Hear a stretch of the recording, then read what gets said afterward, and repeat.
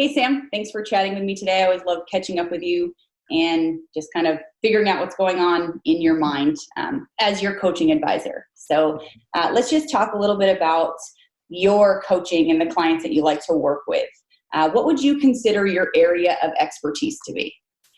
Yeah, well, I would consider my area of expertise in getting athletes to discover untapped potential inside of them.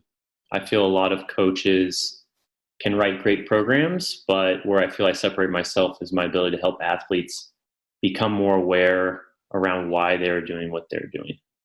Okay, very cool. I definitely know that I've heard a lot of really great feedback when I do check in with your clients after getting them set up. The mindset stuff is huge for you. So, and what is it that you like working, with athletes to be able to focus on the mindset stuff? Why Yeah, is that the biggest piece? yeah.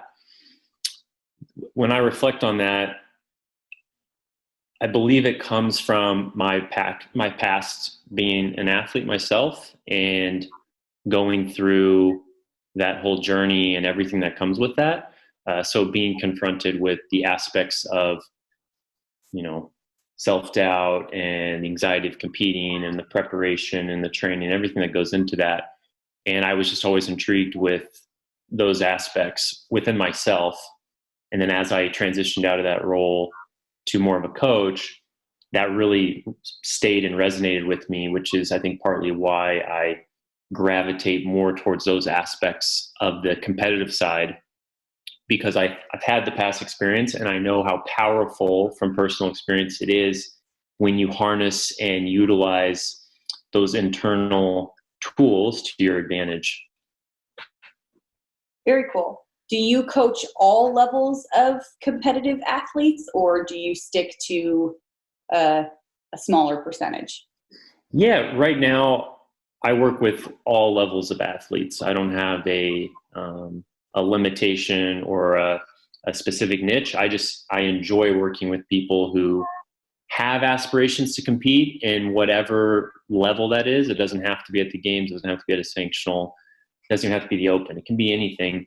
And even to that front, it doesn't even necessarily have to be people who need a very specific competition, but there could be people who have aspiration to train with elements that competitors within the sport of fitness might use in their training. So I primarily work with competitors across the whole spectrum, but I also work with people who enjoy utilizing those aspects within their training, even though they might not necessarily have a specific competition in mind.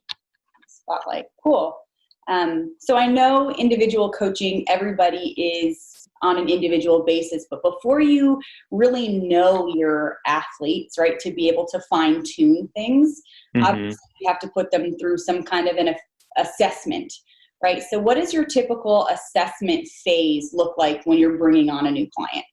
Yeah. So initially we start with an hour consult where I need to get to know this person more and they need to get to know me, and we need to become comfortable with each other, because we're probably going to be spending a lot of time in dialogue and communication. So it's important that we're on the same wavelength about things. So once we get into that chat where I'll start to ask about the people's goals and the aspects that will impact those goals, I can create a clearer picture on who they are, where they want to go, where they currently sit, and what things might be in the way or we need to work on to allow them to move towards that goal a little bit more quickly or more efficiently. From there, then I'm going to move into a more of a movement analysis, nutritional analysis, to where I can see pieces about their body and how well or not well it's affecting training and their outcomes towards their goal. So the first session will be more, I want to see how they move, see if there's any discrepancies right to left, in conjunction with reviewing aspects of their nutritional profile, if that's something that is warranted up front, because some people are not going to be as aware in that world of of nutrition. So they might not have a food log, or they might not have that data available. So we might have to work towards building towards that if that's relevant to their goal. And then from there, looking at it from the training side again, then I'm going to move into pieces of assessment that are going to hit on areas that are required relative to their goal. So if they want to go to the games, then there are certain tests I'm going to give them that will give me insight on where they sit with those metrics for going to the games eventually. If they want to compete in the open, there are certain things I want to see in people to give me an idea of where they sit based upon that goal. And that goes, of course, down the line based upon whatever the goal is. But I'm just trying to create a framework up front of where is the goal, where do they currently sit, where the limitations lie, do we have any structural issues we need to address first, and then how are the supportive pieces helping or not helping that. And then from there, we'll start moving towards that goal. Awesome. And then the last thing I just want to touch on a little bit is, so we talk about figuring out somebody's goal and then helping them move towards it. One thing I think that happens a lot more in individual coaching and being able to discover yourself and what you really want, and something you can only get from working with a one-to-one coach.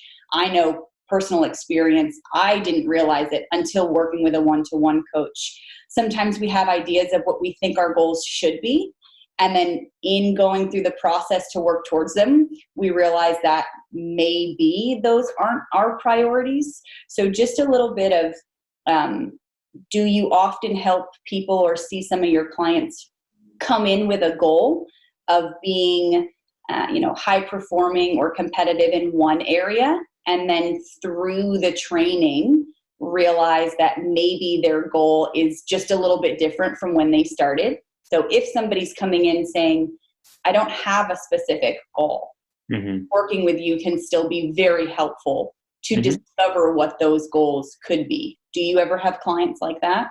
Yes, it's a great point.